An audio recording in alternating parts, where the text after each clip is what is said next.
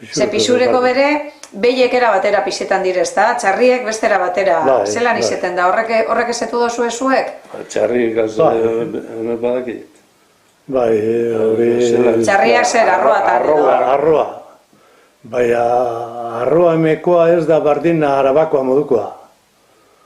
Kilo beten aldea dau. Bai, hemengoa zenbetekoa izetan da? 12 Amabiterdi? Amabiterdi? Bai.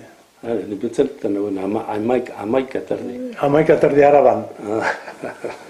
Orduan hemengo arrobea 12 12. Eta erraldea kasureko, ze ganaduekaz erraldea erabiltzen zen, ezta? Erraldea zenbeteko? 5 kilo. 5 erralde. Erralde bat. Baina hori...